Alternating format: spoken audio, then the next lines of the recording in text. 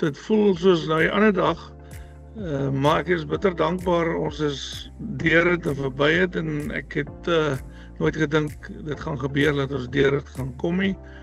En ek wil ook net sê ek het in die proses, in die kort tydjie, door die eerste week of 2, 'n oproep van 'n boer daar in die noorde uit gekry wat dit al deurgegaan het en die man, en ek moet hom eintlik nog terugbel en vir hom sê, hoorie, wel, dankie. Hy het my gesê, hoorie, there's a life after foot and mouth, maar jy gaan voel, dat gaan nie wees nie, en dit is die reine waarheid. So, die 1 Mei 2024 is ons ingelig dat ons positief toets vir back and closure. Dit is 'n melkkudde van so om by 2.500 diere op daai stadium gewees. Ja, toe is ons in kwarantyne geplaas en ons is so 8 dae later uiteindelik het die tussen die owerhede en die ons veeartse, local veeartse is besluit dat die kudde moet geënt raak. Teruggekyk op dit, die enstof was al vroeër hierso. En ek dink almal van hulle en ek en almal sal saamstem, hulle moes dadelik geënt het. En ongelukkig as gevolg van nie kennis en weet van waarmee ons deel en hoe nie, want dit is, as ek reg is, een van die grootste melkkuddes op daai stadium wat in die land besmet was. En in die Oos-Kaap waar dit nog nooit voorgekom het. So niemand was gereed daarvoor nie. So ek dink ons het ontsettend baie lesse geleer. Vandag weet ons as groot geselse en planne wat gemaak word. Ja, en net terug te kom na my situasie, ons het so 370 koeie, produserende koeie verloor. As ek sê, of uit die kudde uit verloor, wat 'n groot verlies was, waarvan ons 153 moes uitsit. En deels daarvan was, en dit was goed wat van mastitis en vrotvoetjie, sekundêre infeksies eerder as back and closure, dan nou moes uitgesit word, koeie wat net opgedroog het. En soos dit nou was ons nie gereed daarvoor nie, die staat was nie gereed daarvoor nie, daar was nie slaggeriewe nie, anders kon ek 99% van daai 153 diere kon ek weer slagpale kry en hulle slag en ten minste saam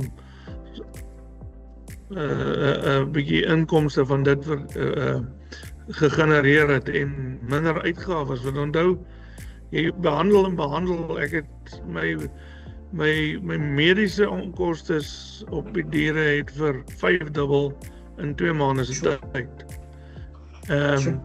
En waar ons normaalweg sal eerder 'n besluit neem en sê hierdie koei is 'n probleemkoei, ons gaan nie vir behandel hier, kom ons slag haar eerder.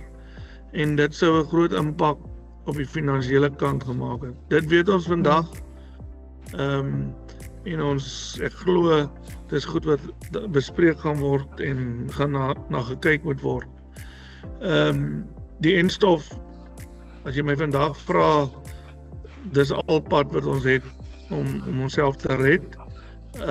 Daar's 'n paar klein goedjies wat gedoen kan word, maar ja, dit is my pad. Ek is 8 maande later dat ek die eerste koeie kon slag weer, en ek was Junie maand, die 6de Junie hierdie jaar, laas jaar, is ons kwarantyne opgelig en ons is skoon verklaar weer, die plaas self. So dit was meer as 'n jaar gewees? Was meer as 'n jaar. Vir ons is sê in die begin, daar's geen manier hoe die kwarantyne binne 'n jaar opgelig sal word nie. Dit het definitief langer gevat.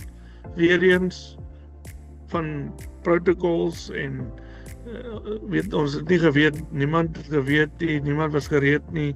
Weet toe daar natuurlik 'n baie groter uitbraak uitgebreek nadat wat obviously die volume van ons en die kapasiteit van toetsing, weet monsters wat geneem is wat op 'n baie lang waglys gesit het.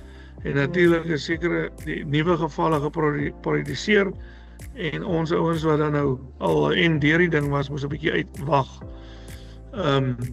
Maar ja, ek dink ons die hele stelsel, ons almal het geleer van die goed. Ek weet van ouens wat net geënt was, voorkomend geënt is, en dis iets wat reg gekry is, wat nooit gedoen was al nie, om kuddes voorkomend te en. Ons weet vandag, ons moes baie vinniger voorkomend om besmette areas geënt het, en ek sal vir enige boer aanraai, as jy geleentheid kry om te ent, omdat die ding in jou area is, moenie ywer nie, want jy gaan net verloor as jy dit nie doen nie.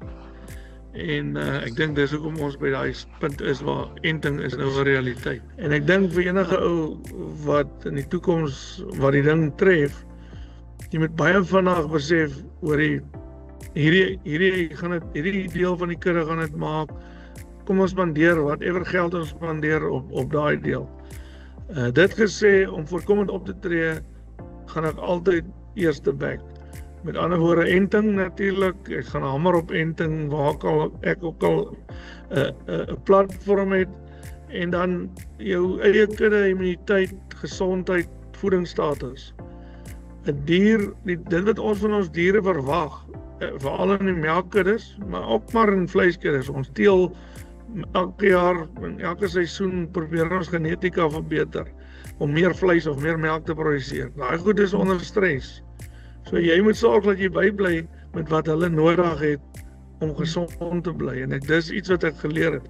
Daar's koeie in my kudde wat back and closure gehad het, wat nooit opgehou melk het nie, wat nie mastitis gekry het nie, wat tot vandag toe nie antibiotika gehad het.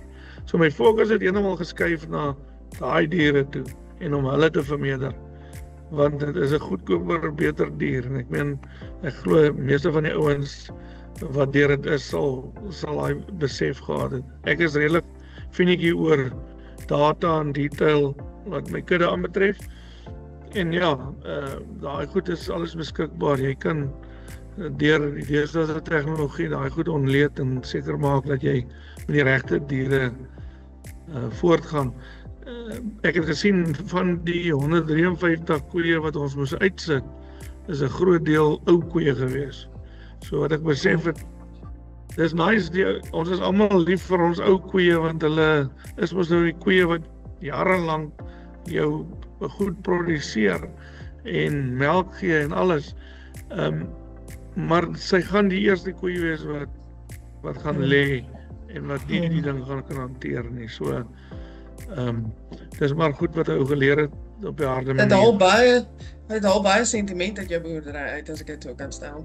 Ongelukkig is dit so, en ja, op die skaal wat ons boer en baie ouens deesdae boer, en ek dink waar volhoubare boerdery heen gaan, het sentiment nie meer regtig 'n plek nie.